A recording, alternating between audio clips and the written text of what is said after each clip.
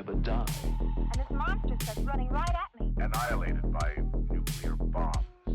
Beast is not dead. I put 4 bullets into him. Why, you're crazy. But I saw that monster too. All I want is for someone to believe me. Contaminated. Face. It's horrible. Look like it would scare you to death. All right, let's get to work.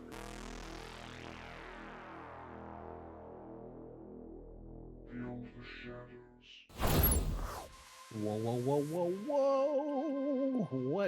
What's going on? What's up? What is up? Hello. I'm here.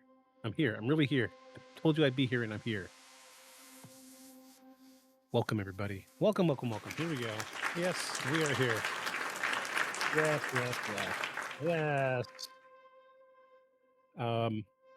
Hello everyone. My name is Victus and this is season 2, episode 20. Is that right? Episode 20 of Beyond the Shadows podcast. We're getting danger close to our 1 year anniversary. Danger close. We're gonna have to do something special for that. We will not do what everybody else does and just do a recap. We're going to continue on as normal. So have I introduced myself? Did I forgot already? Wow. Okay, cool. Hello, my name is Victus. This is the Beyond the Shadows podcast. I'm going to write an opening script and read it every time so we have something consistent to listen to. Welcome to Beyond the Shadows podcast, where we delve into this mysterious, the spooky, the creepy, the conspiratorial, the fake, and the truth. Tonight we have a doozy. I say this every week because all of these are doozies. They are very doozy-like. We are doing the Skinwalker Ranch. Yes.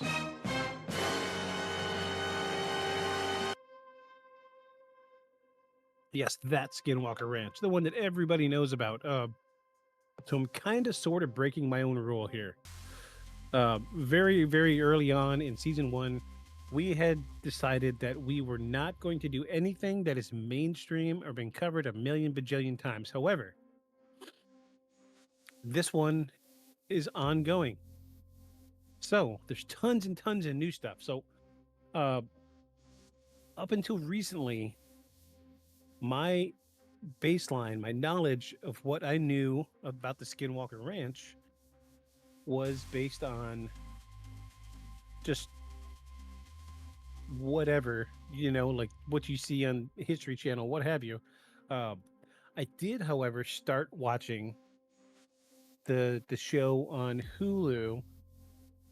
Hulu, was it Amazon Prime? I think it was Hulu. That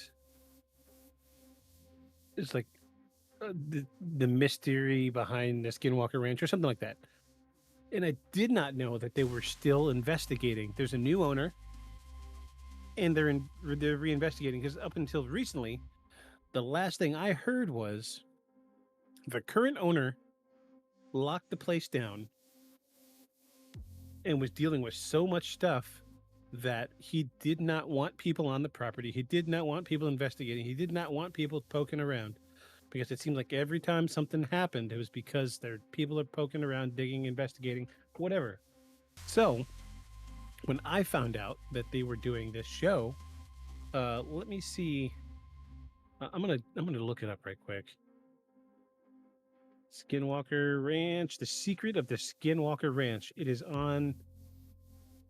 So it's from the History Channel, but it's on Hulu. And also Disney Plus if you've got the History Channel stuff. But it is on Hulu. It's very good. It opened my eyes to what's really going on currently with the Skinwalker Ranch. It's not just fantastical stories anymore. We're dealing with solid evidence of things. I think I read a book 5-6 years ago, maybe longer, probably closer to 10 years ago, and they were dealing with some crazy stuff.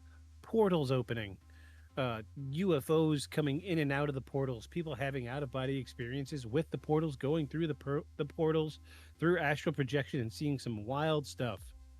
Um, but they weren't getting any evidence. However, this new show, Secret of the Skinwalker Ranch, I just started watching it because I was like, cool, this is what I do in my downtime. I just put something on that's halfway interesting, and I'll just kind of leave it running while I play some video games or whatever. And I've found myself more watching it than playing video games. So, I finished the show, and I realized, there's so much more to the story that I don't think is being told.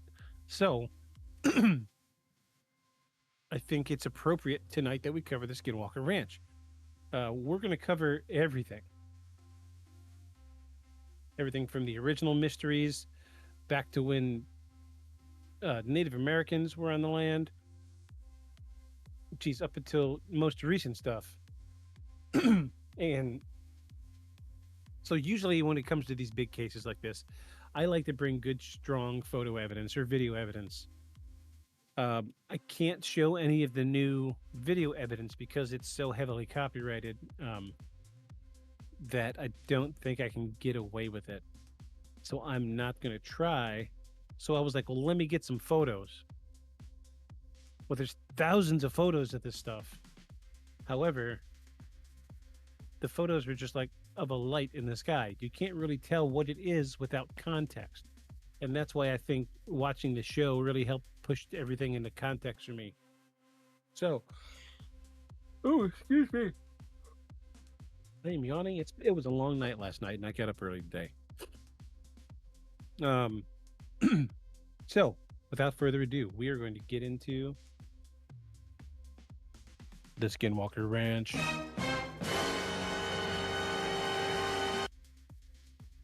Oh, wait. No. We still got one thing. Here we go. Wait, here it is.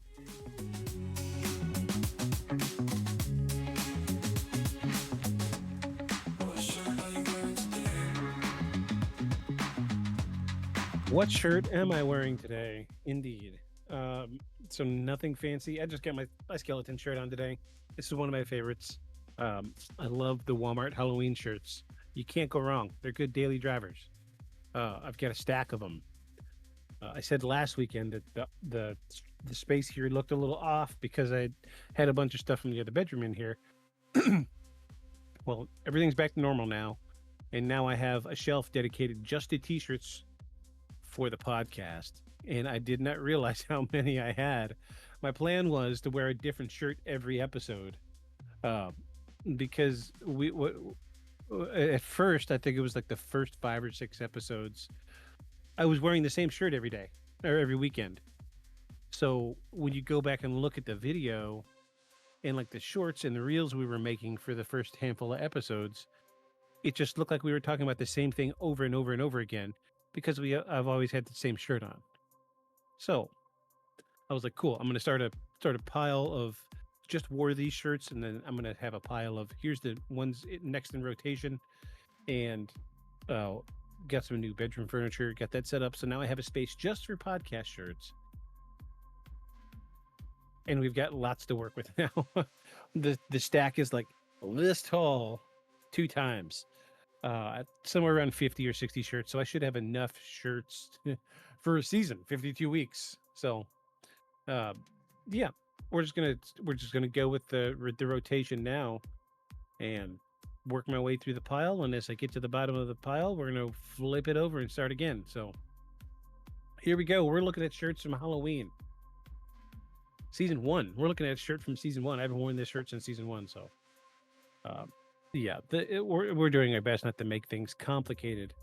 So let's see. Do we have any news? We do have news. We have a small piece of news. I was looking at the analytics for the podcast and decided that until further notice, there will be no more rapid fire episodes. So like these episodes we were doing, we're pushing out like 50, 60 views, which is really good for me, I think. Um, but then you could see 50 views, 40 views, 57 views, 30 views, and then you get to the week of the rapid fire episode, 3 views. Then back 50, 40, 30, 50, 60, whatever, get to the rapid fire episode, 4 views. So we're pushing out content that's not really being grabbed, and maybe we'll save them for some Patreon stuff later on down the road if we ever get that popular. So until then, we're not going to do any more rapid fire episodes. Last Sunday was our last rapid fire episode until further notice.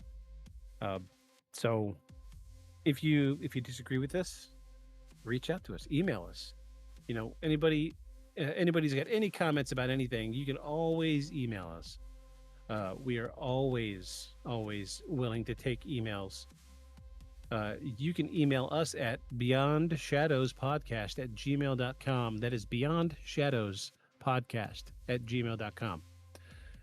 Let me check the inbox. Let's see what we got in the inbox. Bunch of nothing. That's a big empty inbox. Spam. We got lots of spam. I don't know how, because a lot of these things aren't even like, why are we getting so much spam? Bellevue University, Elephant Insurance. I don't want this stuff. I did not sign up for these things for the podcast. Anywhoots. Yeah. So until further notice, no more rapid fire episodes, regretfully. But if you liked them, and if you found some value in them, reach out to us. Let us know. We're beyondshadowspodcast@gmail.com. But until then, you'll just have to follow me beyond the shadows.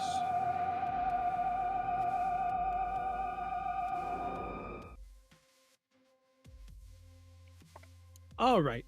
So we're going to get on into this.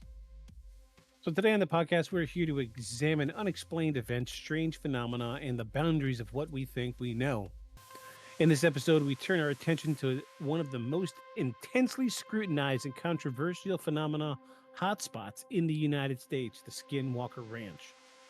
Located in the northeast, oh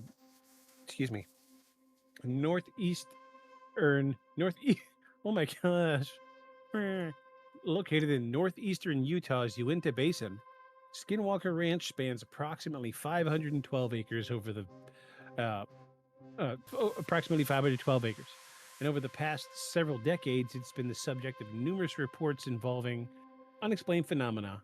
These include unidentified flying objects, cattle mutilations, sightings of strange creatures, electromagnetic disturbances, and even psychological effects experienced by those who spent time on the property.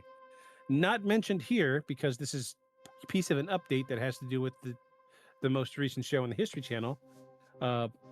We've had recently, people were attacked by some unseen force. I'm going to see if I can find this guy's x-ray.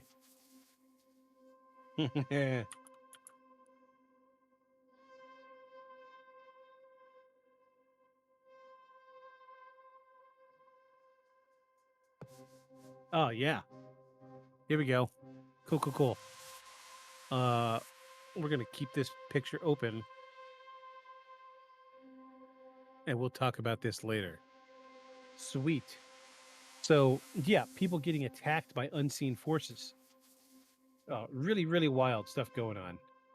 So in this episode, we'll walk through the history of the ranch, from the Native American legends, tribal tensions, to the documented experiences of the Sherman family in the 90s. We'll even examine the scientific studies conducted by Robert Bigelow's National Institute for Discovery Sciences, NIDS, and look at the more recent investigations under current owner Brandon Fugel, including those documented in the History Channel series, The Mystery of the Secret of Skinwalker Ranch. We'll also explore competing theories about what might be causing these phenomena, ranging from psychological and environmental explanations to more speculative ideas like interdimensional portals or non-human intelligence. Our goal isn't to sensationalize, but to investigate. What's really happening at Skinwalker Ranch, and how much of it is based on credible evidence?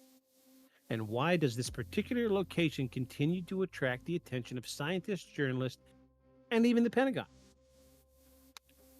So, we will start by looking at the deeper historical and cultural context behind the ranch and its reputation. So before we get into the modern reports and investigations, it's important to understand the historical and cultural backdrops of the Skinwalker Ranch. It's a big part of that saying is you don't know where you're going until you know where you've been.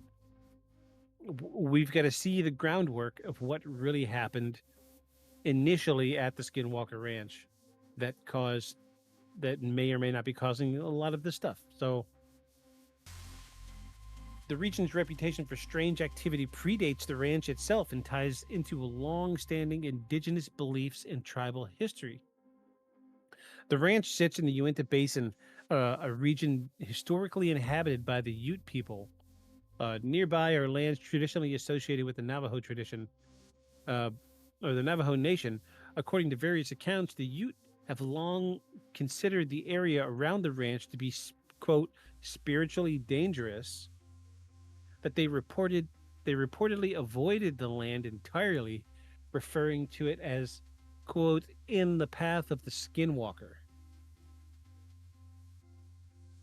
All right, so as you know, the term Skinwalker comes from Navajo mythology, and in Navajo tradition, a Skinwalker called, oh gosh, I'm going to destroy this, Ye Nuldelushi.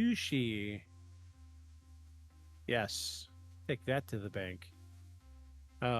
It is a type of a harmful witch or shapeshifter believed to possess the ability to transform into animals and inflict harm through supernatural means. These stories are deeply rooted in Navajo culture's beliefs and are not shared lightly or publicly, especially by tribal members. It's important to clarify that the term Skinwalker itself is specific to Navajo lore, not originally part of the Ute belief system. However,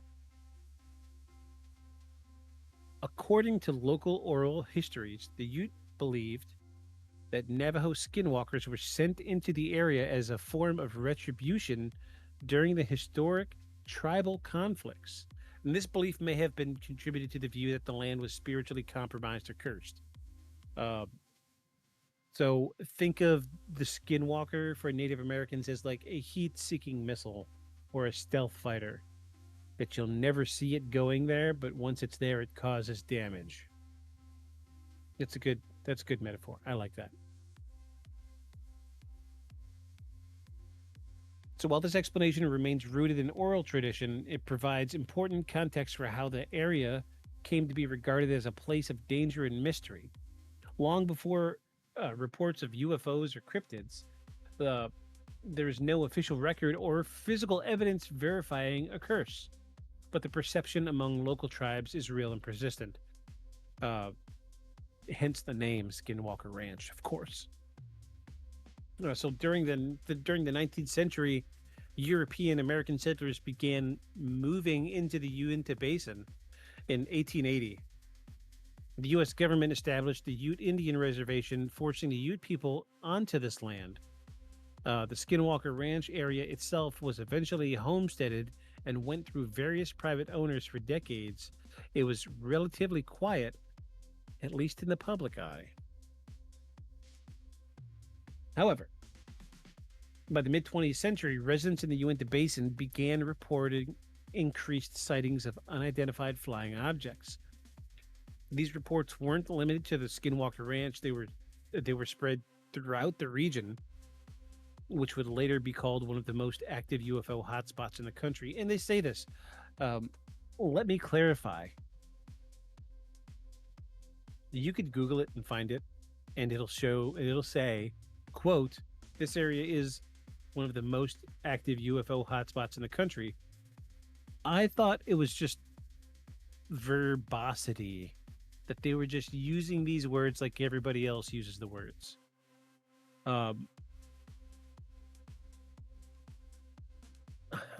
I usually save this for the end, but we're going to look. So who's making money off of this? Sure, the owner of the ranch is making money. But after seeing the show, I realized that he is not out to try to make money off of the show. This guy is using the show as a form of documentation. There's a big like overbearing vibe that you get from everybody on the show that they don't like the government and they have trouble with the government.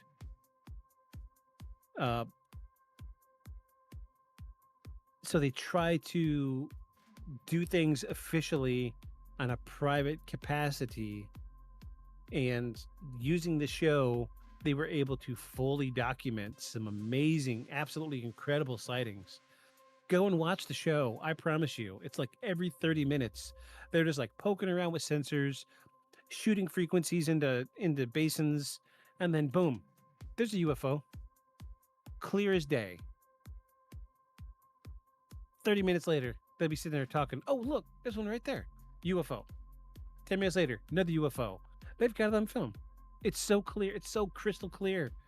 And here's the kicker is these guys have today, they have transponder equipment to read aircraft signature of whoever's flying within the area, and they could see for like 400 or 500 miles out. And they will see crafts flying above the property, and they have no transponder information. So we'll touch more on that later. Hopefully I'll remember. But I'm getting a little off subject. So, in short, by the time the Sherman family arrived at the property in 1994, the land already carried a reputation for strangeness. That reputation was shaped by both indigenous cultures, beliefs, and by a growing number of modern UFO sightings and paranormal claims in the surrounding area. So, to understand why the Skinwalker Ranch has become one of the most enduring mysteries in paranormal research, it's essential to look at the historical and cultural landscape that predates its modern notoriety. This land wasn't always the focal point of TV shows and government investigations. For generations, it was part of a much, much older story, one shaped by indigenous traditions, colonial displacement, and persistent reports of unexplained activity in the surrounding regions. So it's an amalgamation of just mysterious things happening in this area. So as we know, it's located in northeastern Utah. The area is known as the Uinta Basin. It's a vast, rugged, and isolated area. Before the arrival of European American settlers, it was inhabited by several Native American tribes, most notably the Ute people. Their history in the area extends back centuries. Even today, much of the surrounding land remains part of the Ute Indian Reservation. What's crucial to note is that long before the property became known as Skinwalker Ranch, the Ute people already regarded the area with suspicion. Many Ute tribal members have spoken often off the record about the land being cursed or spiritually dangerous. According to these accounts, their ancestors believed that malevolent forces occupied the region around the ranch, and they actively avoided it. They referred to it as the path of the Skinwalker. And it's funny that they called the area the path of the Skinwalker because if you talk to anybody within the Native American culture and folklore, they avoid the word Skinwalker. So it's strange to me that they labeled it Skinwalker, or the path of the Skinwalker. That tells me that from way, way, way back before, what was it, 1880, when it was colonized? I say colonized, it was parceled out by the government. But 1880, it was, officially white people moved in. Let's just say that. That's the easiest way to do it. So up until that point, they had seen enough mysterious things on that property that they labeled it with the strongest word that they knew, um, Path of the Skinwalker. To give you an idea, Native American people will avoid the word Skinwalker much like they did the name Voldemort in the Harry Potter novels. He who shall not be named. That's precisely what this is. Uh, they don't say the name. Like even if you watch this show, like I'm telling you, go watch this show. If you haven't watched it, go watch it. It's incredible. They pull some Native American tribal leaders to the property, and like these dudes, like the cast are wearing like long sleeve shirts and pants. They are not hot. They are not sweaty. It might be a base in the deserted area, but they are not hot or sweaty. But these Native American tribal leaders get to the property and they become noticeably disturbed. They are sweating, they are nervous, and they refuse to use the word skinwalker. And then if you use the word skinwalker around them, they get clammy and they shut up. So it's strange. It really is. Now the term skinwalker comes from Navajo culture, not Ute. So in Navajo tradition, a skinwalker is believed to be a type of witch or sorcerer with the ability to shapeshift into animals, as we know. This being said, they are believed to possess supernatural strength, speed, and cunning, and are often associated with death, illness, or misfortune. Importantly, skinwalkers are not mythical creatures in the way cryptids like Bigfoot are treated in pop culture. They are seen as real threats, practitioners of a dark spiritual path.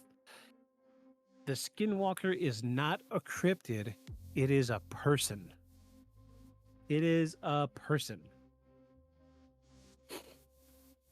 So, how did the Navajo entity become associated with the land traditionally occupied by the Ute?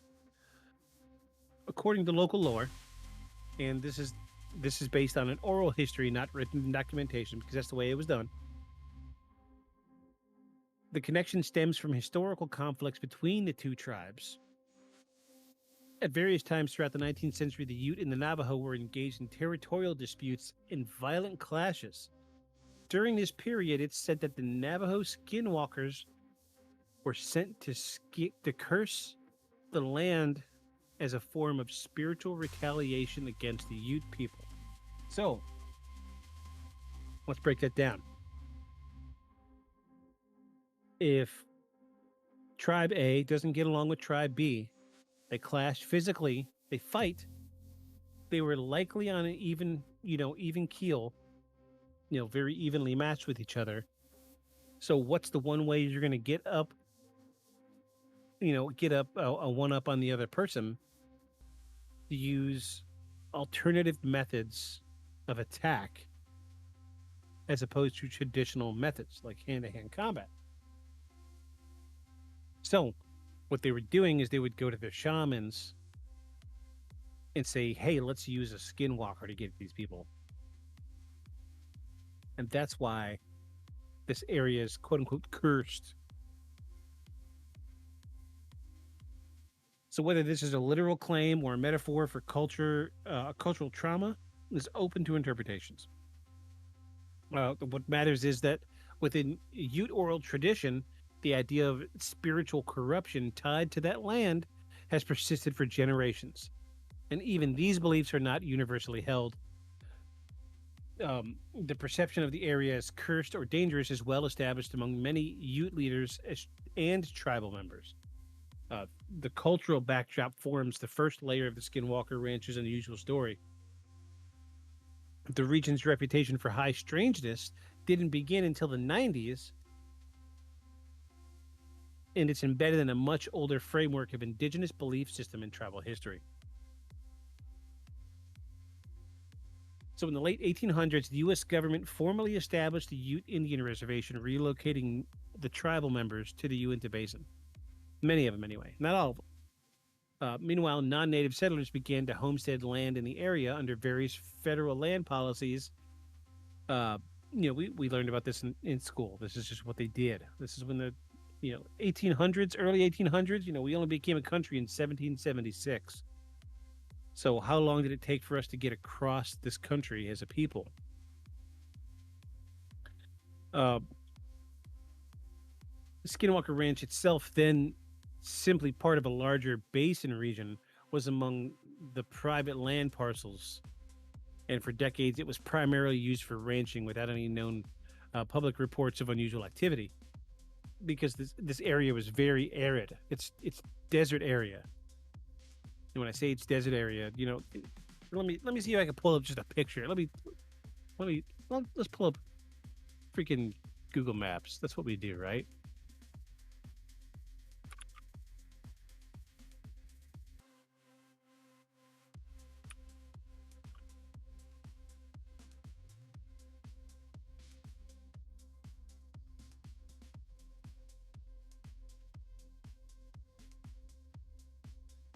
Mm. Let's just try Skinwalker Ranch. Here we go. All right, we got it. All right, let me switch scenes here. Here it comes, folks. All right, so what we're looking at here is Skinwalker Ranch. So it's huge. So I'm assuming the road bisects most of the property. So there's this chunk here. So we see an L shape like a boot. And part of it comes up into here. I don't know how much it goes upward. I'm assuming that's probably the extreme end of it, because this is Watcher's Lodge. So that's like a hotel or something it was there and it's closed now. There's a sacred Navajo Ute circle over here. So I'm assuming probably this. I wish I could draw over this. That'd be great. Probably this whole area right here is Skinwalker Ranch. So lots and lots of desert. Lots of desert area. But there's an area here that has trees. So this would be ideal. Look, we even got water. So there's a creek. There's a creek that runs through here. So this is ideal area for cattle, for goats, for sheep, cows. This would be ideal because you can't do much else with it. However, things did begin to change by the mid 20th century. So by the 1950s, the Uinta Basin was becoming known in UFO circles for unusually high number of sightings. Reports included flying discs, strange lights maneuvering in the sky, and craft that appeared to defy known aviation technology. These were not isolated incidents. There were multiple independent witnesses, often describing similar phenomena at roughly the same time. One of the best documented clusters of sightings occurred in the 1970s, with multiple residents of the town of Roosevelt, Utah, located just a few miles from the ranch, reported seeing large, silent aircraft hovering at low altitudes, sometimes accompanied by strange sounds or beams of light. These events led to media coverage in local newspapers and eventually drew the attention of UFO researchers. Let's find it. What do they say? Roosevelt, Utah? Where is Roosevelt? Oh, here's Roosevelt. Yeah. So that's a few miles away. Yeah. So this area is kind of historically flat. So I don't think. Can we do 3D? Where's 3D at? No, it's not working. Yeah. This is easier to do on my phone. So here's Roosevelt. It's strange that there's such a big town so close. I wasn't quite expecting that. They didn't really talk about that town in the show or in any of the books. I didn't know that there was a town so close. That couldn't be more than a few miles away. 5, 6. Hold on. Beverage change. I'm at the bottom of a jar here.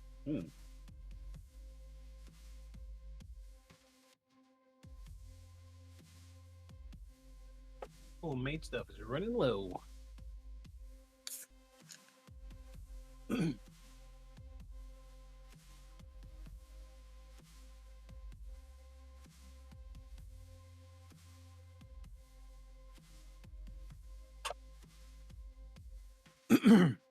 All right. And so it's worth emphasizing that this broader regional activity is what laid the groundwork for later interest in the Skinwalker Ranch itself. The ranch wasn't famous yet, but it sat right in the middle of what was rapidly becoming known as the UFO hotspot.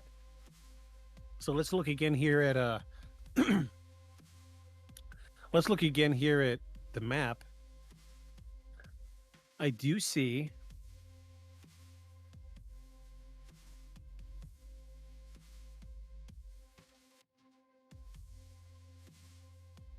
UFO Valley campgrounds and UTV tours.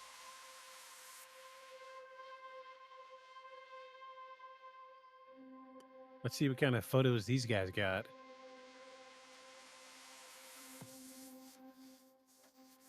Oh, beautiful country, though. Very, very rocky.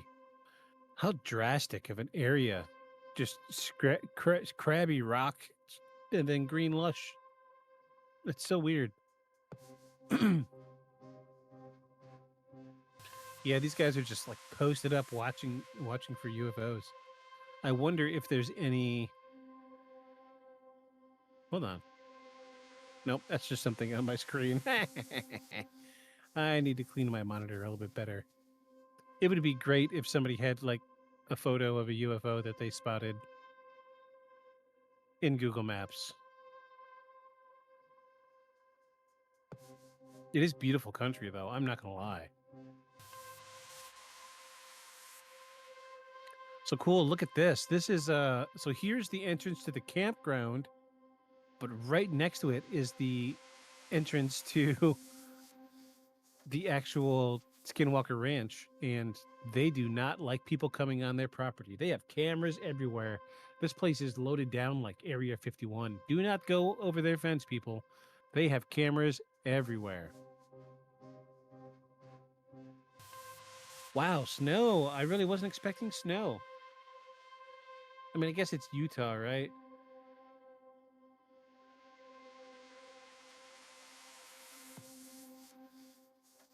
Lots of people taking pictures over the basin here. So this area must be elevation-wise higher than the Skinwalker Ranch. They can look down on it, which kind of sucks for the owners of the ranch, I guess. Oh, let's turn the sound off. Oh, somebody posted video of a UAP on Google Maps.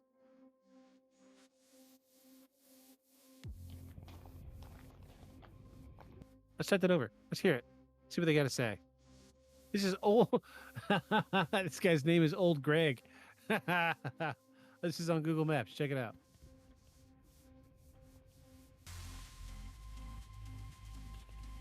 See that?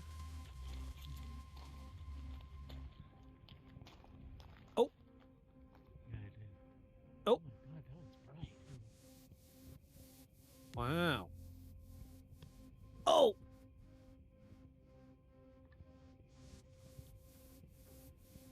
See, he's not twinkling either. Oh, that's just bizarre. It's moving. Wow.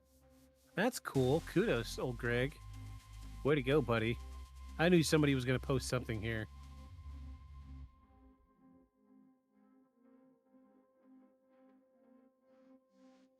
So yeah, you get the idea. There is other things around here and that I didn't know about. Like, how cool would that be? You know, put that on the bucket list, right? Hey, all right. On the bucket list. Thank you very much.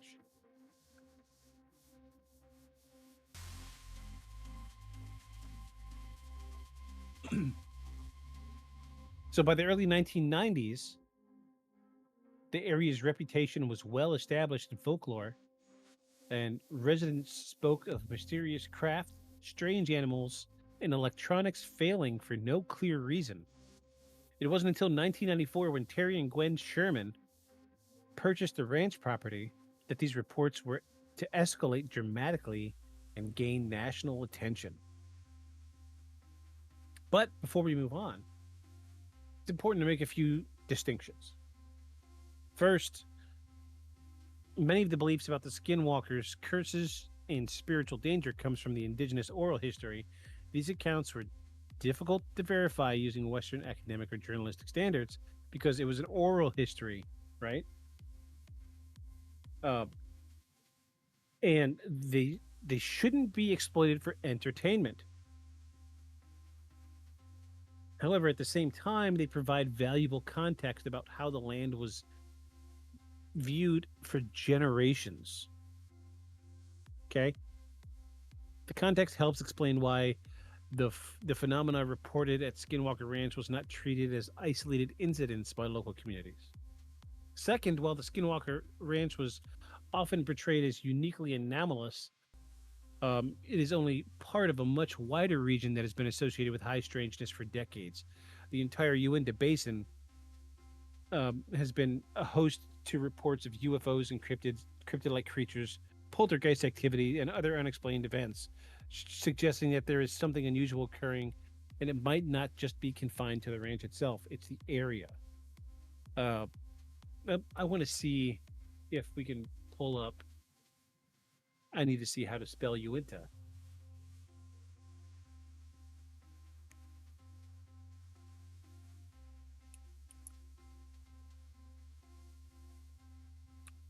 I want to see how big.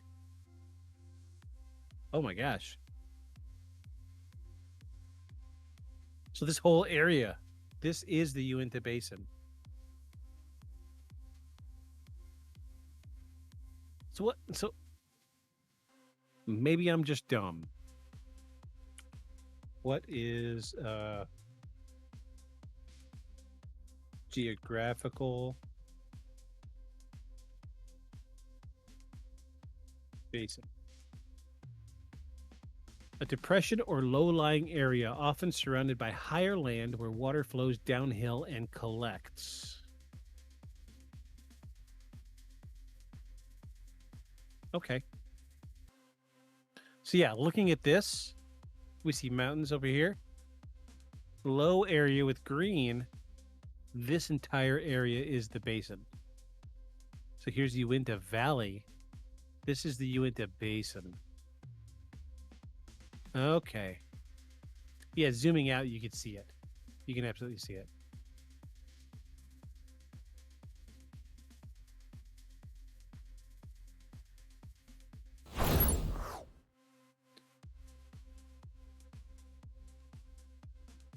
Finally, we should note that none of these cultural or historical details prove anything about the nature of the phenomena observed later, but they do demonstrate that the land had a long-standing reputation for being unusual, even before the ranch made headlines. So in our next segment that we're about to talk about, we're going to examine what happened when Terry and Gwen Sherman moved onto the property in 1994. Their reports of mutilated cattle, strange creature, and unknown aerial phenomena would become the foundation for the ranch's modern legend and would ultimately attract the attention of both private investigators and government-funded researchers alike. So, are you ready? Are you ready? Because I am. Wait, here we go. I'm not saying it's space aliens, right? But it goes without saying it's fucking space aliens. Absolutely, it's space aliens. So in 1994, Terry and Gwen Sherman, referred to as Tom and Ellen Gorman in some resources to protect their privacy, they purchased the ranch with the intention of operating a cattle business. At the time, they were unaware of the property's growing reputation and according to later interviews, including a detailed feature by journalist George Knapp. And in case you're wondering, you don't know who George Knapp is. Can we get a round of applause for George Knapp, please? Yes. Yes. George Knapp is the godfather of paranormal. And if you don't know who he is, break out your radio and find Coast to Coast AM. Have fun with that. Go down that rabbit hole. It's been on the air for years and years and years. I can remember growing up just outside Detroit. Not a great, growing up wasn't great for me. So my getaway was I had my dad's tent and I would pitch it in the backyard. And I would camp out in the backyard because we didn't go anywhere. We didn't do anything. And what I would do is I would stay up all night long listening to the radio, and I would turn on the radio, so I would go out, and I can remember the first time I came across it.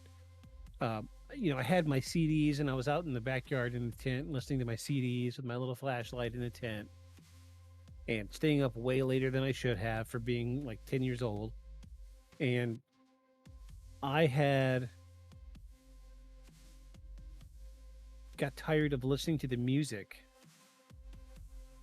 and decided I'm going to scan the radio stations. So I scanned FM, couldn't find anything I liked. So it's like, what is AM radio? I've never listened to AM radio. So I switched over to AM radio and I started scanning the radio stations, right? And I remember I was in the tent on my sleeping bag, laying on my stomach, face up against the radio, and I'm scrolling through the AM radio stations real slow. And I catch this guy with this amazing voice. George Knapp has a great voice for radio. Oh my God, this guy's got a golden voice. And the first thing he says, the first word I heard him say was UFO. Okay, so I grew up watching X-Files, of course. If you couldn't tell. And when I heard UFO on the radio, on AM radio at that, I was hooked. I was like, what is this? What is he talking about? And let me just pull up. I want to give you a Wikipedia definition of what Coast to Coast AM is. Coast to Coast AM is an American late night radio talk show that deals with a variety of topics. Most frequently, the topics relate to either paranormal or conspiracy theories. Its host and creator, Art Bell, had its inception from 1988 to 2003 and is currently hosted by George Norrie. George Knapp was in between Art Bell and George Norrie. The program is distributed by Premier Network, subsidiary of iHeartMedia, both as part of its Talk Network and separately syndicated program. It now airs 7 nights a week from 1 a.m. to 5 a.m. Over 600 affiliate radio stations, and has been repeatedly called the most popular overnight show in the country. People, if you don't know what Coast to Coast AM is and you're listening to this podcast, your priorities are messed up. Go check it out. You will.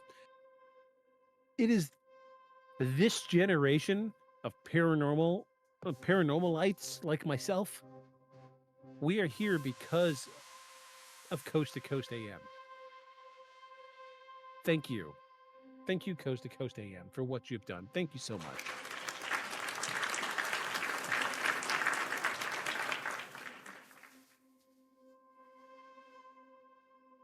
So, by journalist George Knapp, the Shermans quickly found themselves dealing with a series of bizarre and disturbing events.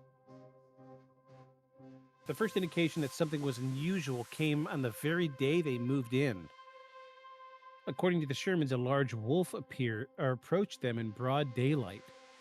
And this wasn't just any wolf, it was described as being abnormally large. possibly up to 3 times the size of a normal specimen, with an unusually calm demeanor. It reportedly allowed itself to be petted by the family members before suddenly grabbing a calf by the snout and attempting to drag it through the corral fence. Or the corral fence, excuse me. Terry Sherman shot the animal multiple times with a handgun and eventually a high-powered rifle, but it appeared unfazed. After finally retreating, the creature left behind chunks of flesh that, according to Terry, did not bleed and smelled like rotting meat. Despite the family's efforts to track it, the wolf's trail abruptly ended as if it had vanished. And this was only the beginning.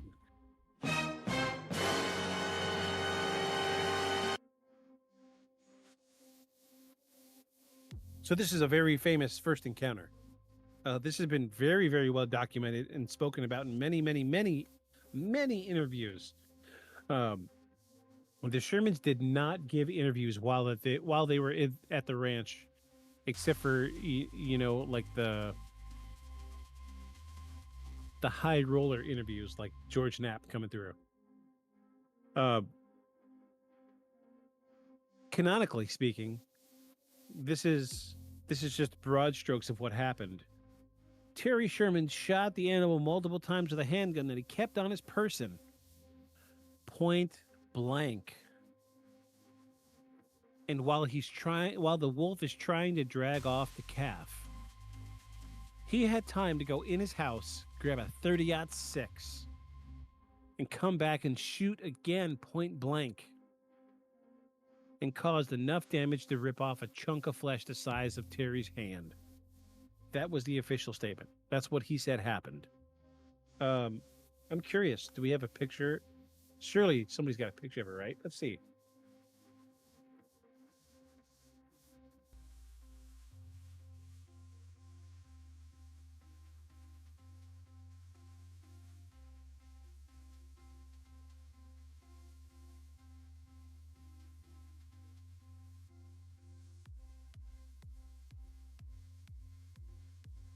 Nope. No, we don't have it. We don't have an image of it. I tried. But yeah, it's a weird one. So I can't think of. I mean,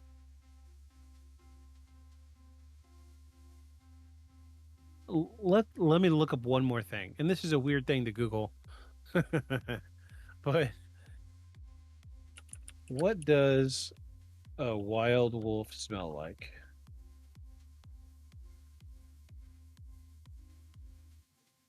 Wild wolves possess a powerful feral odor described as a combination of wet dog and the scent of wild places. This odor is stronger and muskier than domestic dog scent and is often noticed before the wolf is seen. Wolves also use scent marking, depositing scents from their glands in their neck and back to communicate with their pack and mark their territory. A powerful feral odor like wet dog and wild places. What kind of description is that? I don't think I would. I'm pretty sure that if I were to shoot a wolf and pick up a chunk of its flesh that was left there, I wouldn't use the word wet dog and wild places. However, I don't think that I don't think I would describe it as rotting meat.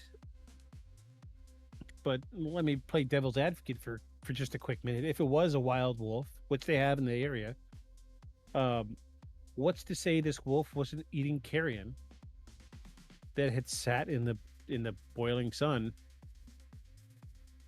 before he got shot? Excuse me. So, food for thought. Think about it. Over the next 2 years, the Shermans reported an increasingly diverse set of phenomena. These included cattle mutilations. Several of the family's prized cattle were found dead under suspicious circumstances. Some of them have been dismembered with surgical precision, with organs removed without blood or signs of a struggle. One cow was reportedly found with a hole bored through its eye socket, its body undisturbed with no tracks around it. Another was discovered dismembered in a field with no signs of predators or obvious cause of death. Should I look and see if we can find some cattle mutilation photos?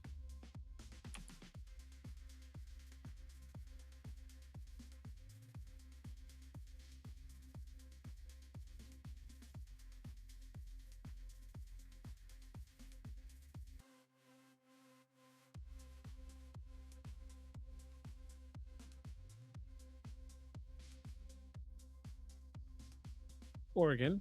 Oregon. Wow, what a tremendous number of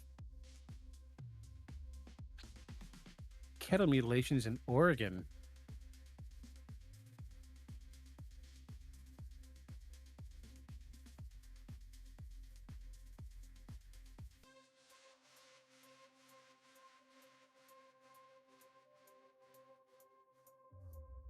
Okay, we've got one. I'm going to warn you. This is a mutilated cow. If you're a little squeamish about blood and guts and gore, you probably aren't going to enjoy this. So, it probably ought to look somewhere else for just a moment.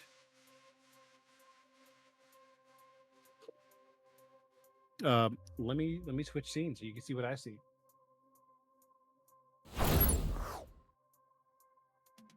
So this says, according to National Institute for Discovery Sciences, NIDS, this calf was seen healthy on the property just 45 minutes before it was found in this condition in a field, and there wasn't a drop of blood anywhere on the carcass or on the ground.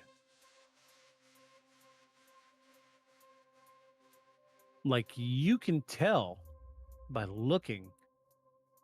It's almost like this thing was lifted up, exsanguinated, cut up, and then set back down. What an absolutely wild, wild photo. Thank you for putting context into this. Thank you. That was great. It makes a big difference.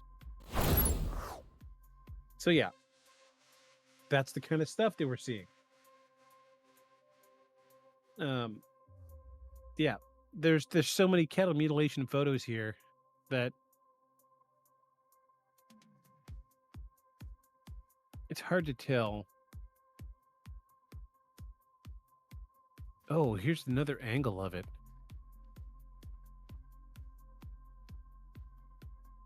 From the current owner of Skinwalker Ranch. Wow, yeah, there's nothing left. Half of its ribs are gone. How weird. Yeah, that's just wild. I'm not going to show all of that. I'm sorry. So, cattle mutilations in the 90s. So the next thing they saw were unexplained lights. The family often observed bright orbs in structured craft flying silently over the property, often at low altitudes.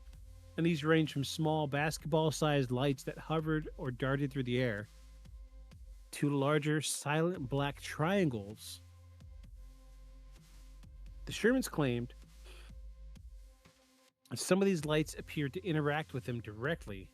One even allegedly followed Gwen's vehicle down a dirt road. And this happens. This is not just a tale. I'm going to say this happened in the new show on Hulu. A guy goes to investigate a light he sees off in the distance in the middle of an investigation, and he's followed by an orb. And I say orb because it's the middle of the night, and all they see is a round, unblinking, unflickering light silently moving just like 300 feet over them. It's wild, absolutely wild.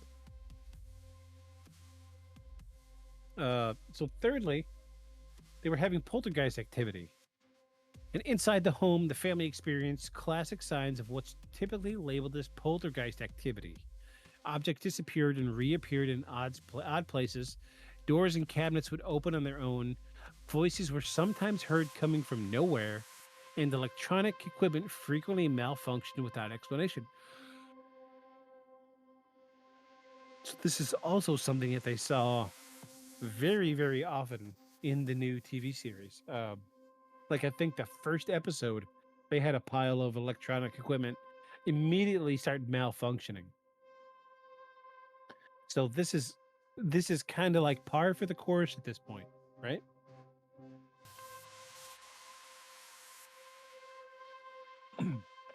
And lastly, they were seeing cryptids and creatures. Beyond the initial wolf encounter, the Shermans reported other strange animal sightings.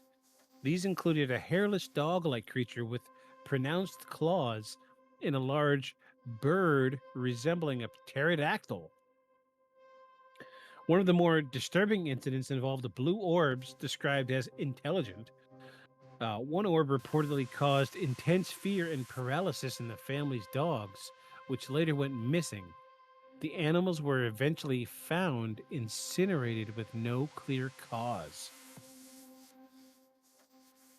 And the book that I read growing up about this showed photos. And the way these dogs were quote unquote incinerated doesn't make sense because you had these it was three dogs in the photos anyway. I don't know how many they actually had. Um it was like they were lifted in the sky, burned and set back down after they cooled.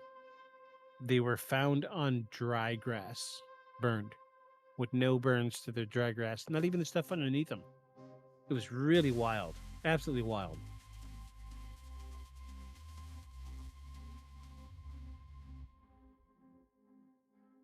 So over time, the constant stress of the phenomena took a toll on the family. Terry, a no nonsense former military man, reportedly tried to document what he could, even installing surveillance equipment, which is big in the 90s. But the occurrence often seemed to evade capture. According to him, every time he set up cameras, the activity would shift to an area outside their view, almost as if it was avoiding observation.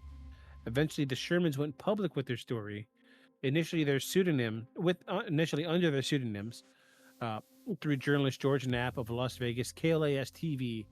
Knapp's reporting brought the ranch to national attention and caught the interest of people in both the UFO research community and private science organizations. So by 1996, the Shermans had reached their limit. They sold the ranch to a man who would become one of the most influential figures, Las Vegas real estate mogul and aerospace entrepreneur Robert Bigelow. So this name has popped up many times over the last year. The Shermans remained nearby, leasing back part of the property to continue cattle ranching, but they were no longer the primary caretakers. Their accounts remained the foundation of the Skinwalker Ranch legend, and they set the stage for what would come next, the arrival of privately funded scientific investigation under the Bigelow's National Institute for Discovery Sciences, or NIDS. So now we're going to explore how the Bigelow's team approached the mystery, whether scientific research was able to uncover any concrete evidence amid the chaos.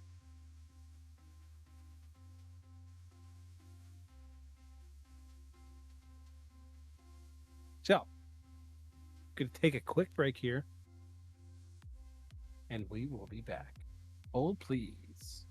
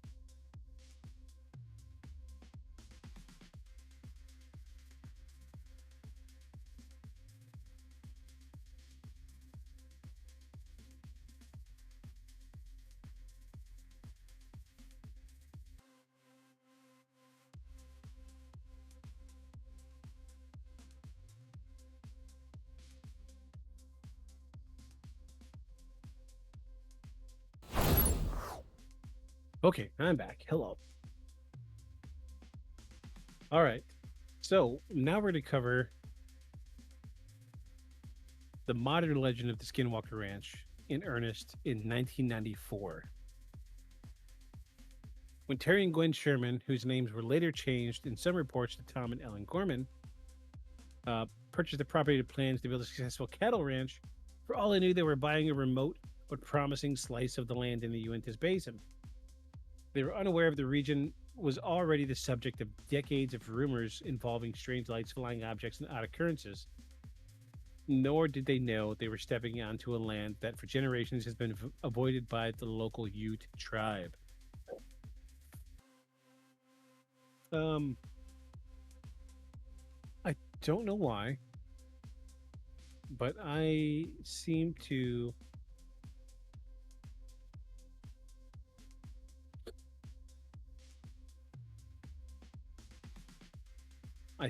have I'm sorry, but I don't know why I have my script here has the same subject twice. So I'm sorry. Moving forward, in 1996, aerospace entrepreneur and billionaire Robert Bigelow purchased Skinwalker Ranch from the Sherman family. By this point, the Shermans' accounts had drawn national attention, and Bigelow saw an opportunity to do something few had ever attempted on this scale: fund the long-term scientific investigation into the unknown. Bigelow had already had a track record for fringe research. He founded the National Institute for Discovery Sciences, or NIDS, in 1995 with the goal of applying scientific methods to investigate the paranormal phenomena, particularly UFOs and conscious studies. Skinwalker Ranch became NIDS' crown jewel, a living laboratory for the anomalous. Excuse me. Soon after acquiring the ranch, Bigelow moved in a rotating team of scientists, ex-military personnel, and intelligence consultants, and this include Dr. Colm Keller, a biochemist who would later co-author Hunt for the Skinwalker, and others with backgrounds in physics, psychology, and aerospace engineering. Many remained anonymous due to NDAs and concerns about professional reputation. The team set up a base of operations on the property and began 24/7 monitoring. They installed motion detectors, infrared cameras, night vision equipment, and scientific instrumentation to measure radiation and magnetic fields and other environmental variables. The goal was simple: record and document whatever was going on. So it's interesting that a lot of the original team for Bigelow still isn't known to this day, NDAs aside.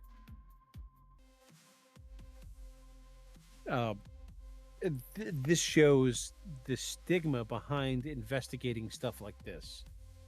A lot of people will shy away from investigating publicly investigating what they do when it comes to the paranormal, because they'll get blacklisted or blackballed, whatever. There's 1,000 different terms for it. What you're dealing with is people don't want others in the professional world to know that they're investigating paranormal phenomena, because they're going off as something that has more of a spiritual context than a scientific context. So when they publicly come out and say, yes, I'm investigating something like the Skinwalker Ranch on a professional level, they are laughed at. And oftentimes people are removed from employment because they're investigating stuff like the Skinwalker Ranch. So it's interesting that this is even mentioned in the research here. One of the first major frustrations NIDS encountered was the unpredictability of the activity. The Sherman family had reported almost constant disturbances, but once the scientists were in place, the phenomena appeared to retreat, or at least become less cooperative. Occasional sightings of orbs and strange lights continued. Some team members claimed to witness objects that defied explanation. One described a bright orange sphere that split into two and zipped off in different directions. Others reported a large, silent aircraft hovering over a ridge before vanishing. However, every time the team set up equipment to capture the events, the activity seemed to shift elsewhere. In some cases, the cameras would malfunction. In others, the area being watched would remain quiet while activity was reported just outside the perimeter. It was as if the phenomena itself was actively avoiding detection. Keller, excuse me, Keller later described this as in terms of, quote, a trickster intelligence, something that responded to observation by hiding itself or changing tactics. This idea, while now scientifically provable, became a working hypothesis among some of the team that the forces or force behind the ranch activity were not just unknown but possibly intentionally deceptive. So, I can say that from the book that I've read that they were seeing things and they would be like, "Oh, there's tons of activity here in the northeastern corner." And they would spend a day running cables, setting up cameras. And as soon as the cameras are up and operational, there would be nothing. And it would be like this camera has a field of view of like 105 degrees, right? Well, 112 degrees away, they were seeing orbs or UFOs or something that they couldn't explain. So it seemed like it was intentionally being deceptive. It did not want to be seen. So it feels like it feels like the lights were intelligent, right? But they were definitely not wanting to be recorded at the time. So despite the challenges, the NIDS team did document a few events. First of which was the invisible presence. One night, while surveying the property with infrared equipment, 2 team members reported an invisible entity climbing through a tunnel or, quote, a portal that appeared briefly in the night sky.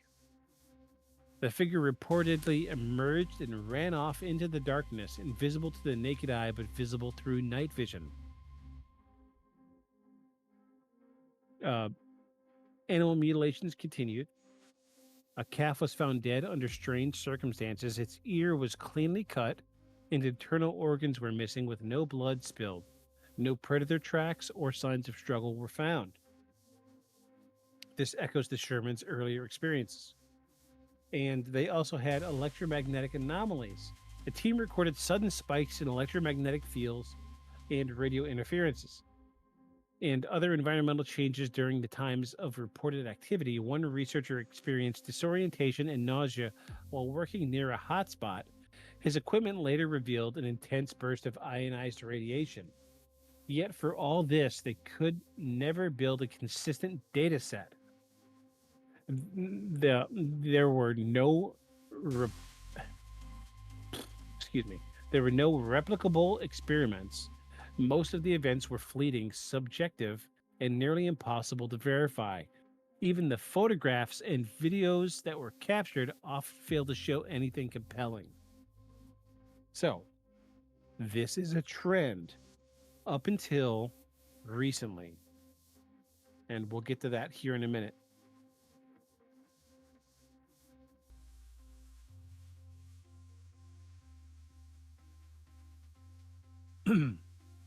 Within the mainstream scientific community, the project was largely ignored or dismissed outright. Skeptics argued that without peer-reviewed publications, repeatable experiments, or solid physical evidence, the work could not be considered legitimate science. Some critics accused NIDS of secrecy and cherry-picking data. Others pointed out that for all the years the study and millions spent, the team never produced definitive proof of anything unusual. But those inside the project maintained a different view. According to Keller and Knapp's book, the team came to believe that the phenomena at Skinwalker Ranch were real, but non-physical, or at least outside the boundaries of current scientific understanding. In their view, something was happening, but its nature made it extremely difficult to study in conventional ways.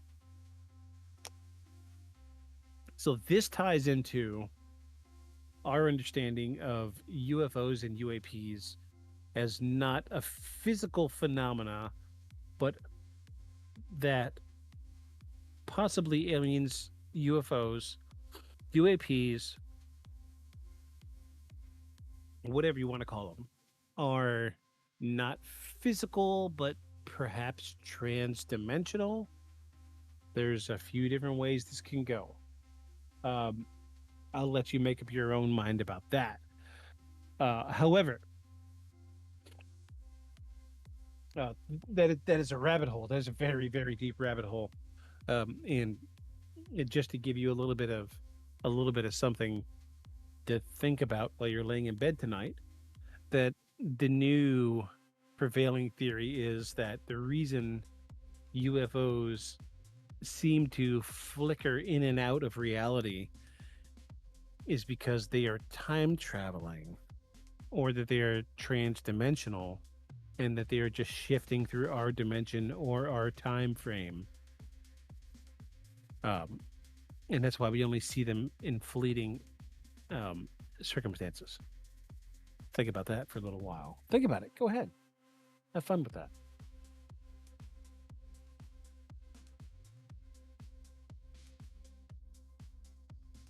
By 2004, the activity at the ranch had reportedly declined.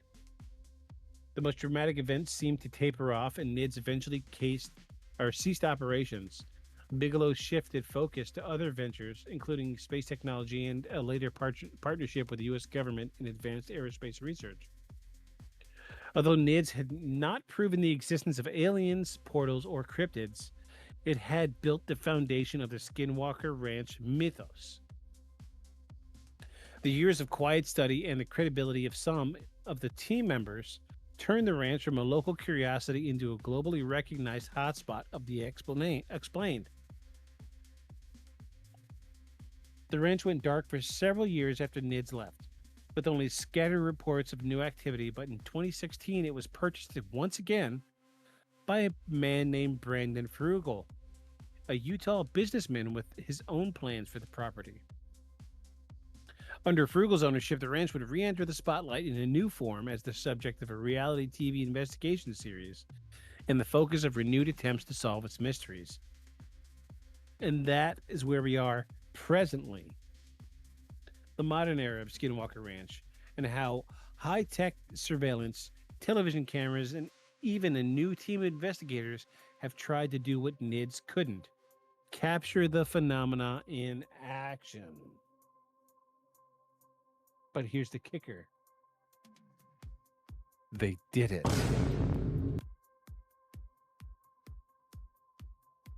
They were actually able to capture this phenomenon. So after years of silence, Skinwalker Ranch reemerged in 2016 under new ownership. The buyer was Brandon Frugal, a Utah-based real estate mogul and tech investor. At first, his identity was kept secret. When his name eventually came out, it surprised many.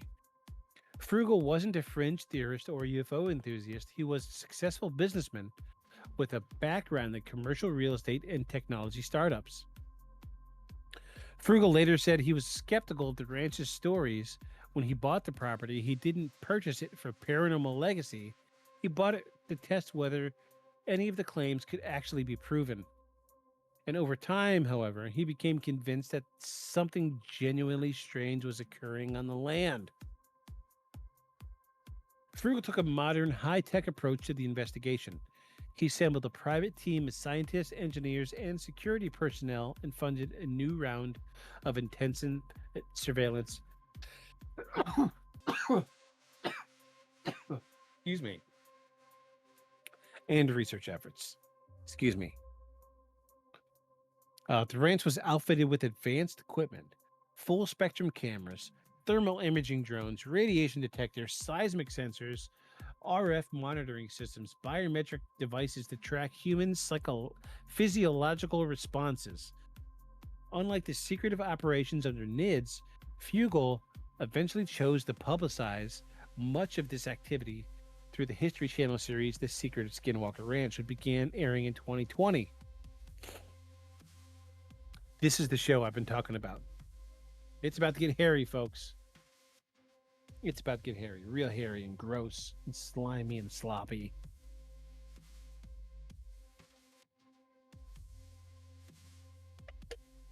The series followed Fugel's investigative team, led by aerospace engineer Dr. Travis Taylor, a veteran of defense contracts and a consultant for the U.S. government. So here's something that isn't really voiced until the last season of the show. So Dr. Travis Taylor, the aerospace engineer that was brought in, he kept it quiet for the first 2 or 3 seasons of the show, but eventually he came out and said, "Hey, do you guys remember the Tic Tac videos?" And of course, everybody remembers the Tic Tac videos, right? The videos that the government released when the UAP hearings happened in Capitol Hill, right? Everybody's seen them. The Tic Tacs. He was the investigator that was brought in by the U.S. government to figure out what was going on with those. Okay, so this is not just a regular guy, not an enthusiast. He is a legit investigator who was a consultant for the U.S. government. So episodes often featured experiments, flying drones, digging into anomalous zones, or exposing team members to specific locations to test radiation, EMF fields, or psychological effects. And according to the show, the phenomena hasn't stopped. The team has documented several recurring anomalies, UAPs, bright objects moving through the sky, hovering and accelerating rapidly, and in some cases, these have been caught on multiple camera angles. Malfunctioning equipment. Just like in the NIDS era, devices mysteriously fail when placed in hotspot areas. Batteries drain instantly. Wired systems cut out. Drones crash without warning. This is really interesting. So they, I'm going to say about the show, they hired a group of people that were professional drone flyers. So these were, think of, I'm sure we've all seen the videos of drone demonstrations over cities, like during 4th of July or whatever, where 400 or 500 drones will go into the air and make one giant animated thing because the drones are flying in sequence, and it's 400 points of light can create a full 3D image in the sky at night. Well, these were the drones that were controlled by a specific group.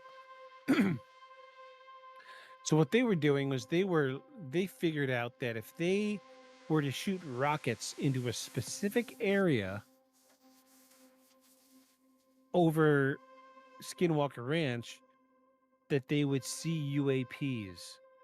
And it seems silly just saying it out loud, yeah, we shot rockets into this part of the air over the ranch, and UAP showed up.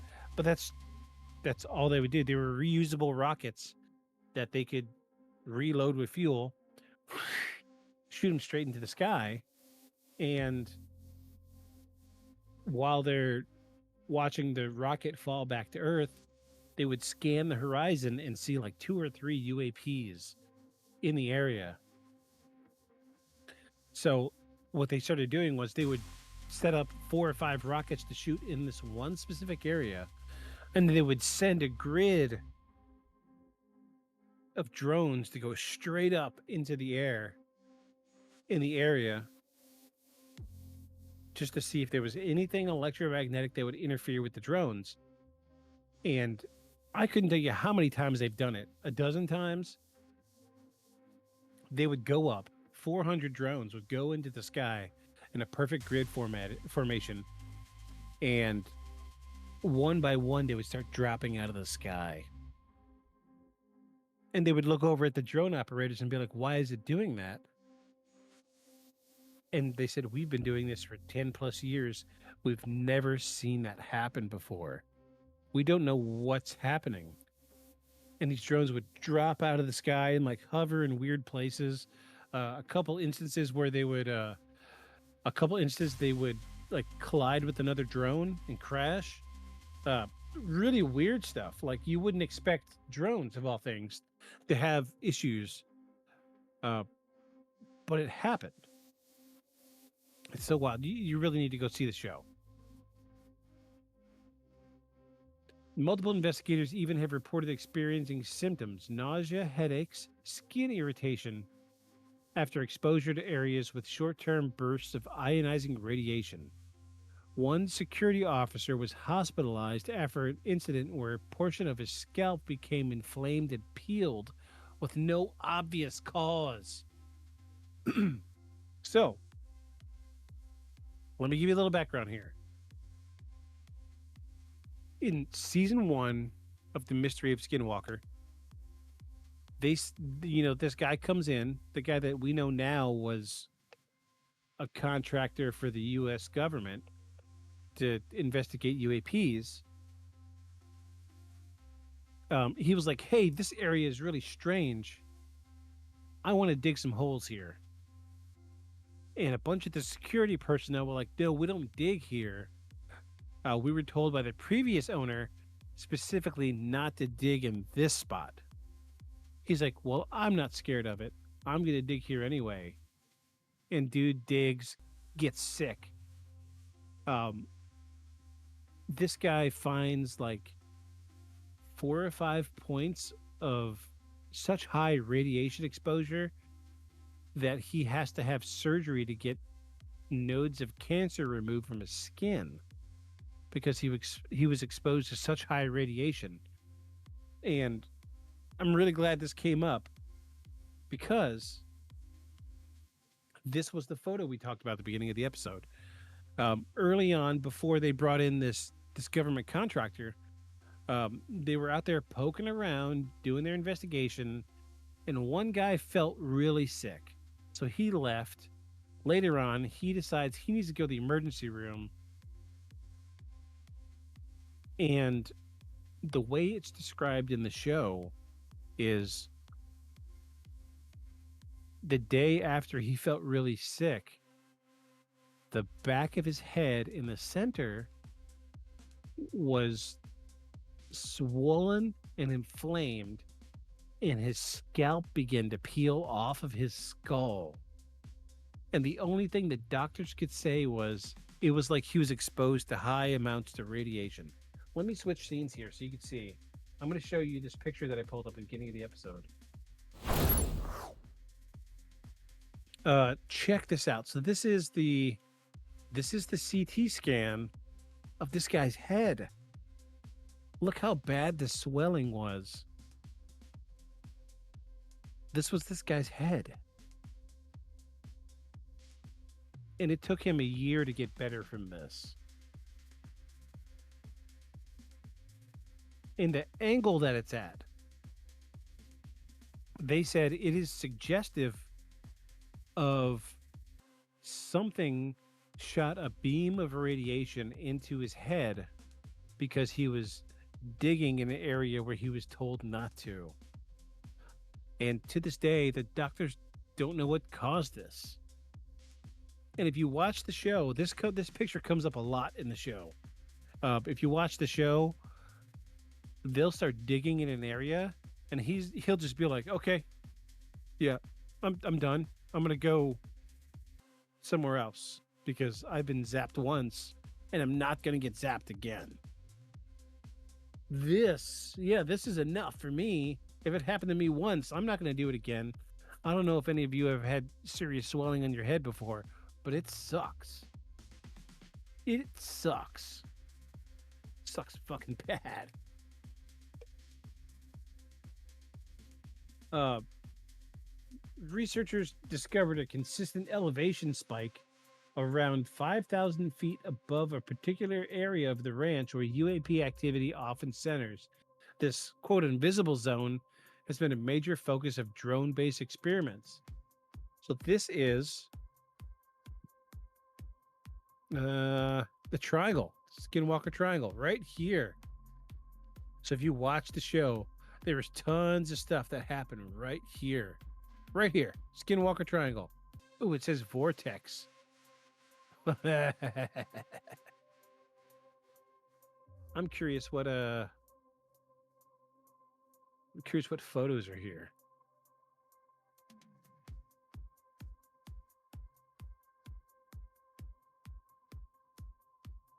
Oh, what strangeness.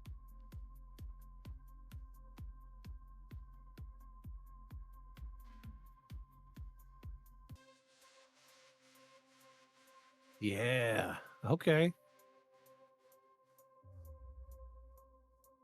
Okay, here's the vortex. Check this out. So this is from the show. What they did was they sent a helicopter up with lidar, like a high end lidar, and they were scanning everything while they were sending rockets up. And this is what the lidar saw. So this is just like the crust of what happened really on Skinwalker Ranch. But I'm going to say that there are a great deal of like electromagnetic geographical, not geographical, like GPS anomalies that. How do I describe this? Let me scroll and see if there's anything else from the show. No, I don't see anything. So one of the things that happened in the show when they sent the drones up, all of the drones had GPS modules installed on them, and so let's say we have a rectangle of 150, 200 drones going straight up in the sky, hovering until batteries are depleted, and then they come straight back down. So you would expect the GPS data to show a straight line up and then a straight line down. But the drones that passed through this vortex showed their GPS data to be underground on the other side of this vortex. And they don't know what this is. They have no clue.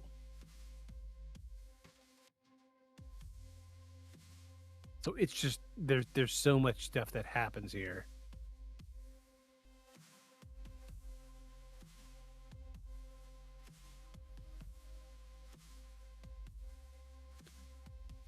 Trying to see if there's anything else here.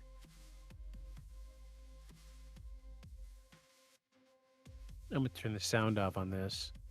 Oh, well, look at that. That's a gauge on an airplane going wild over this area.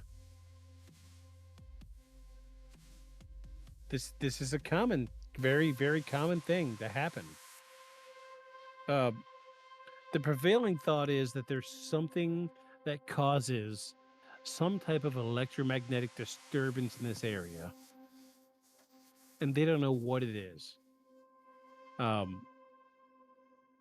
And of course, electromagnetics interfere with GPS signals, so it's hard to say. They've tried drilling into the basin right here next to the triangle. They drill in and they hit something so hard they can't drill through it with what I know as like a ditch witch, what they use to drill underneath things, like under roads for like utilities. But this thing has like 1,600 pounds 2,600 pounds of force that it can press on, and it digging through this side of this basin like it's nothing, and then it hits something it can't dig through. So in the show, the operator pulls the drill back. He's like, "Well, I can't get through it. The machine's trying to stall." Uh, so they pull it out and they look at the bit on the drill, and there's like, "Well, there's no damage here. So what was it hitting?" And they didn't know. So they go down from the top, right above where they hit something hard, and the guy is trying so hard to drill straight down on top of this anomalous object that he just destroys a drill motor. It is wild, man. There's something in that basin that's just not clicking. I don't know how else to describe it.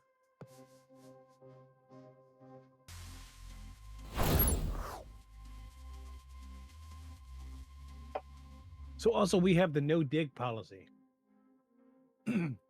Several unexplained instances have occurred following attempts to dig on the property. After one such dig, team members reported sudden illnesses, unexplained injuries, and strange equipment failures. Since then, a self-imposed no-dig rule has been cautiously enforced. One of the most surprising revelations of the Fugal era came in 2020, when it was confirmed that the U.S. government had previously funded research at Skinwalker Ranch as part of a secret Pentagon program known as AAWSP, SAP, Advanced Aerospace Weapons System Application Program. This is the forerunner of what is now known as AATIP, ATIP, the Advanced Aerospace Threat Identification Program, which investigated UAPs. Skinwalker Ranch was among the program's areas of interest, with millions of dollars allocated to study the phenomena there. Dr. Colm Keller, formerly of NIDS, was involved in this effort. This lent to the unexplained or unexpected credibility to what many have considered pseudoscience.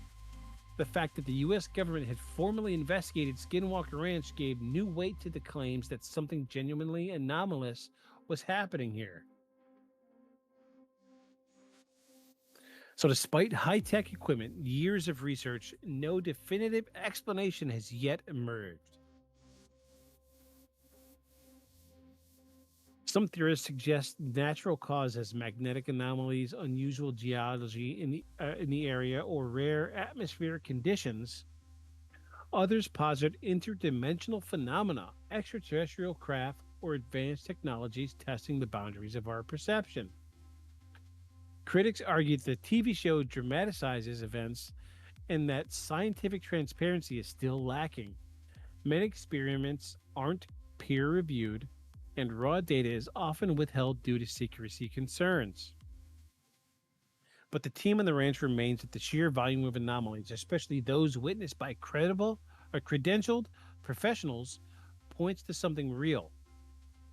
Dr. Travis Taylor has gone on record saying that the events of Skinwalker Ranch are among the most compelling evidence for UAP phenomena he's ever encountered. This is the guy that did the investigation of the Tic Tac UAPs.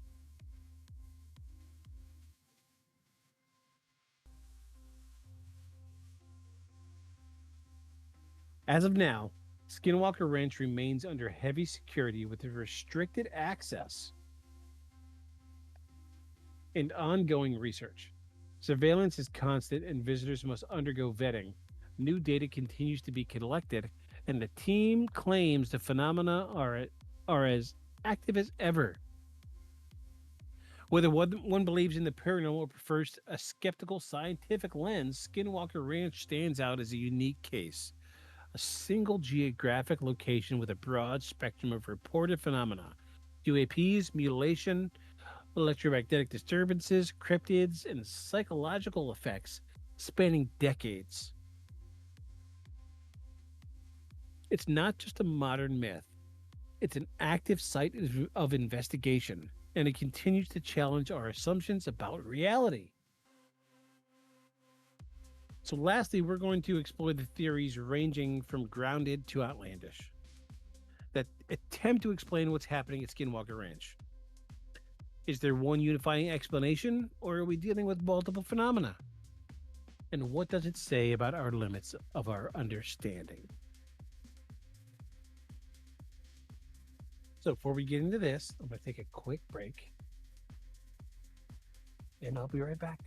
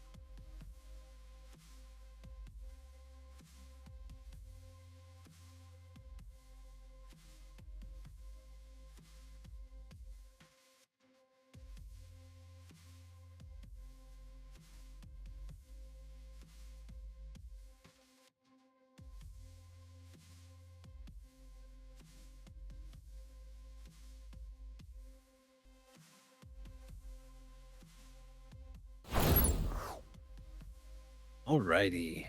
All right. So we've come down to theories and interpretations.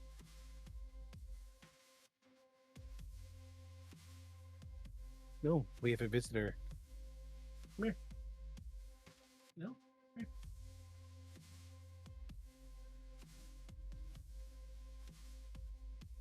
Nope, he doesn't want to be on camera tonight. That's okay.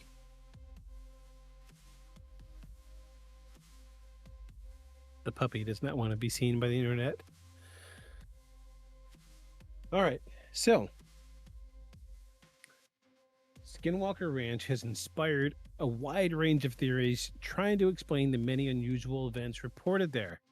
From natural phenomena to government experiments, cryptids to extraterrestrials, the explanations are as varied as the incidents themselves. Some scientists and skeptics suggest that the ranch's unusual phenomena might be tied to the area's unique geology. The ranch lies in a geographically complex area known for magnetic fluctuations. Some researchers propose that the shifting magnetic fields might cause hallucinations, distortions in electronic equipment, and affect animal behavior. There are minor seismic tremors that could create unexplained noises or sensations. The ranch's position near fault lines might mean that gases released from or underground movements produce some of the strange sounds and lights reported. Certain weather conditions like temperature inversions or rare electrical discharges could explain some of the sightings of glowing orbs or lights. While these natural causes could account for some of the incidents that struggle to explain others, such as animal mutilations, electromagnetic device failures, and reports of physical interactions with unknown entities. Psychologists argue that cognitive biases and social factors might contribute to the ranch's lore. Here he is, everybody. Here he is. Oh, the baby. One of which is pareidolia, the tendency to interpret vague stimuli as something meaningful, like seeing shapes or faces in shadows or light, might explain some sightings. Also, there's group dynamics. Once stories circulate about paranormal activity, people might unconsciously interpret ambiguous events in that framework, creating a feedback loop. And then, of course, there's also hoaxes and exaggerations. There's always a possibility that some of the incidents are exaggerated or fabricated, whether intentionally or through misremembering. Still, the presence of multiple independent witnesses, including scientists and military personnel, complicates purely psychological explanations. One of the most popular theories involves extraterrestrial activity. Proponents point to 1. UAP sightings. The many reports of fast moving, silent, and unconventional aerial craft are consistent with some descriptions of UFOs worldwide. Animal mutilations. The surgical precision of some of the mutilations have been linked to alien experimentation in UFO folklore. In portals or dimensional gateways, some suggest that the ranch could be a hotspot where aliens or otherworldly beings enter our reality through portals or wormholes. So, while intriguing, no verified physical evidence conclusively connects Skinwalker Ranch to extraterrestrials. However, the ranch is named after the Skinwalker of Navajo legend, a malevolent shape-shifting witch or spirit. Though the ranch is not on Navajo land, the nearby Ute tribes have stories about cursed or spirituality-sensitive places. Some theories propose that cryptids, unknown creatures, possibly shapeshifters, or paranormal animals, could be responsible for some of the sightings and attacks. And there's also spirit activity. The ranch might be a site of supernatural spiritual energy causing manifestations described in folklore. These ideas remain speculative, are a significant part of the ranch but still a cultural context. Given the ranch's proximity to military testing sites and the U.S. government's confirmed interest, some suggest classified experiments. The ranch might be a test site for advanced aerospace or psychological warfare technologies. Black projects, unacknowledged government programs could be responsible for UAP sightings and strange phenomena, and psychotronic or energy weapons. Some theorize the strange electromagnetic fields and device malfunctions result from an experimental energy weapon or mind control technology. While some documents and testimonies support government involvement, no concrete evidence ties these programs directly to the ranch's phenomena. So now we're down to the multifaceted phenomena theory. A leading interpretation among researchers like Dr. Keller and George Knapp is that the phenomena at Skinwalker Ranch are multifaceted, meaning multiple or overlapping causes of intelligence may be involved. The view suggests that the ranch is a thin spot or a nexus where different realities or dimensions intersect. Various entities, biological, technological, or spiritual, may operate independently or interact. The phenomena may include physical manifestations, electromagnetic disturbances, psychological effects, and time space anomalies. These theories account for the wide variety of reported events, but leaves many questions unanswered because there is no scientific, no real scientific study behind any of these theories. Despite decades of investigation, no single explanation fully accounts for everything reported at the Skinwalker Ranch. The ranch remains a unique case study in the limits of scientific inquiry, the complexity of the unknown, and the enduring human fascination with mysteries.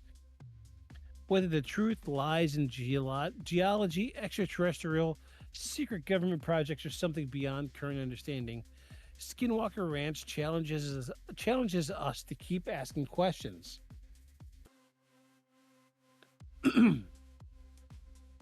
Skinwalker Ranch has become more than just a location. It's a symbol in paranormal research, UFO lore, and popular culture. The influence on paranormal research is that the ranch helped shift the study of the unexplained phenomena toward more. Oh, okay. The ranch helped shift the study of unexplained phenomena toward a more multidisciplinary approach involving scientists, military veterans, and independent investigators. The NIDS project, although controversial, was among the first to try to apply scientific tools to the phenomena, and is often dismissed as folklore or pseudoscience. The publicized investigations under Brandon Frugal, especially with the History Channel series, brought renewed attention to the field of UFO and paranormal research. It's encouraged more open discussion about the topics, breaking down some of the stigmas and encouraging professional inquiry.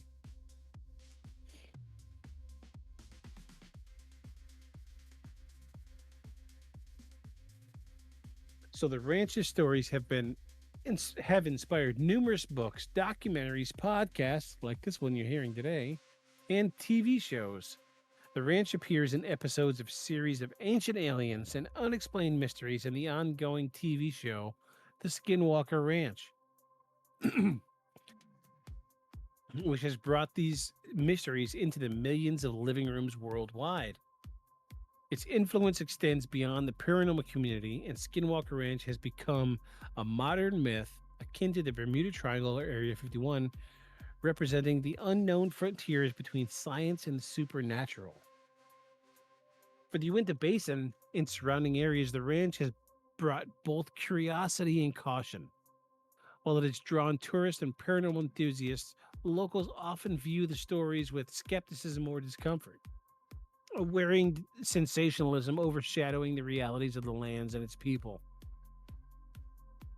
Which brings us to the human element of this entire thing. At its core, the Skinwalker Ranch is about people. Those who lived through the strange events, the investigators dictating are dedicating time and resources to uncovering the truth, and the audience is captivated by the mystery. Whether skeptics or believers, the ranch invites us to comfort or to confront our understanding of reality and encourages open mindedness balanced with critical inquiry. And finally, the Skinwalker Ranch remains an active mystery to this day, with ongoing investigation, new technologies, and a growing interest in unexplained phenomena worldwide. The story is far from over. And for those who follow the ranch, it represents the possibility that reality is more complex and layered than we can currently comprehend. A place where science, legend, and the unknown meet. So, we've come to our conclusion.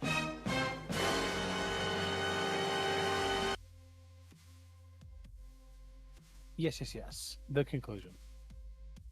So, what do we think about Skinwalker Ranch? I have read and experienced enough through what I've seen through social media, various articles, and the show on Hulu to reignite my interest in the show. Up until a month or so ago, I don't think I would give Skinwalker Ranch a half a second thought until I saw the show. And I say again, if you haven't seen the show, please go out and watch it. You will see what I mean, because they are doing stuff on that ranch that frankly never really crossed my mind. They're employing scientific method to determine what's really going on.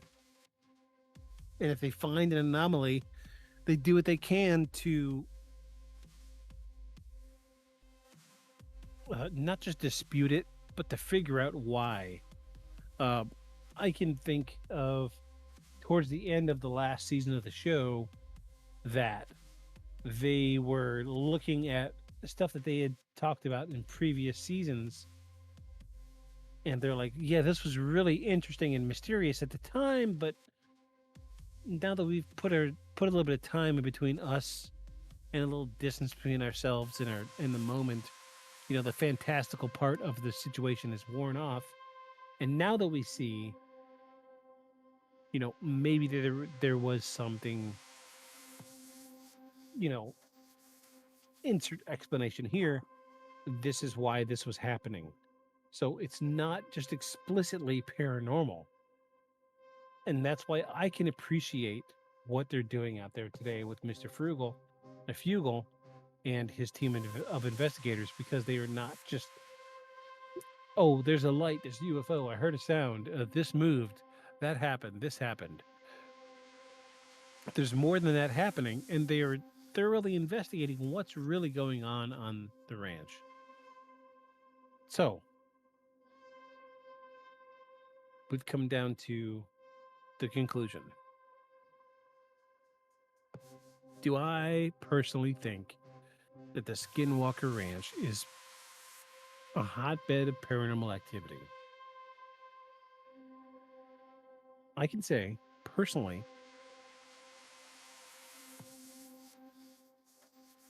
yes. Because up until the point of these guys doing the show for the History Channel, I thought it was just another area that was trying to rake in some money. But once I seen the lengths they were going through, and the amount of money being poured into this, and seeing what they see when it happens, I feel like there is something interesting here. It just hasn't been explained yet. And I say again, and I keep saying this, I'm beating this dead horse, but go and watch the show. It's on Hulu. It's free to watch if you've got Hulu, folks. Go and watch the show. There's so much that happens at this ranch. It's recorded by 5 or 6 different cameras from different angles. They've got helicopters catching UAPs disappearing into the side of the basin. They've got UAPs coming out of the side of the basin. There's so much going on here that we just don't understand why it's happening, but it is really happening. So, I will say, again, go and watch the show on Hulu. It's amazing. It's incredible. They do a phenomenal job of being thorough and scientific with their investigation. They did a great job. I was pleased with it because usually it's just a bunch of guys running around with cameras asking questions to the dark spot in the corner of the abandoned hotel that's supposed to be haunted. These guys are doing things that they know is going to stimulate UAP phenomena, and UAPs show up. I mean, that's what we want, right? The evidence is there. Go and see it for yourself. If you disagree, email me at beyondshadowspodcast@gmail.com. We'll talk about it. Let's talk about it, folks. So I'm convinced that this area is truly paranormal. I can't say to what extent it is paranormal, because this area has been almost stigmatized to the point where nobody wants to go investigate it. It took a private millionaire to throw a few $1 million at it to get decent results. And, it just comes down to open your damn eyes and see what's really happening here, right? So, what's next? Next weekend, we're going to, I guess, I'm just going to do some research and see what I can find for something for next week. Thank you for those of you listening tonight. I appreciate every single one of you. This has been Beyond the Shadows podcast. I'm Invictus, and let me just say, if you find yourself in Utah on the side of the Uinta Basin in the dark, in the middle of the night, in the cold, in the desert,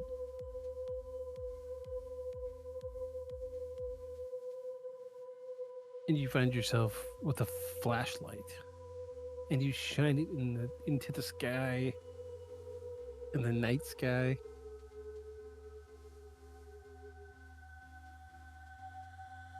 and something shines the light back.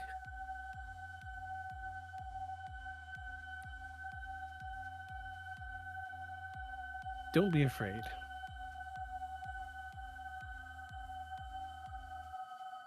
Don't panic, but observe.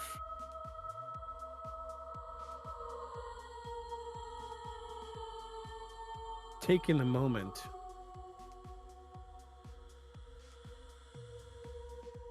but be skeptical.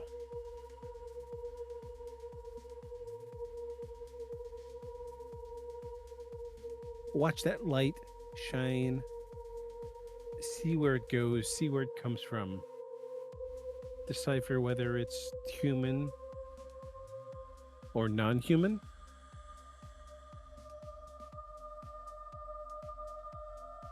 And follow that light in the darkness. Just don't follow it too close, because you don't know what holes it might lead down.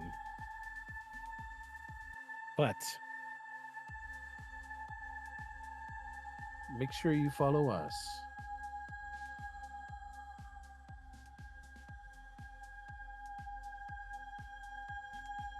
Beyond the Shadows.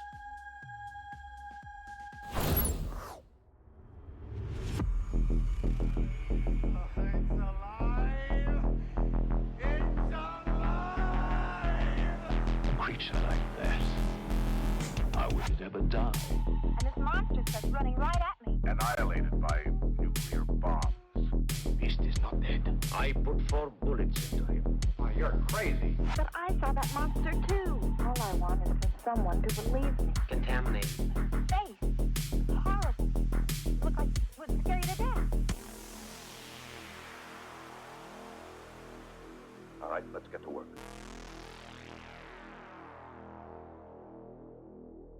Beyond the shadows.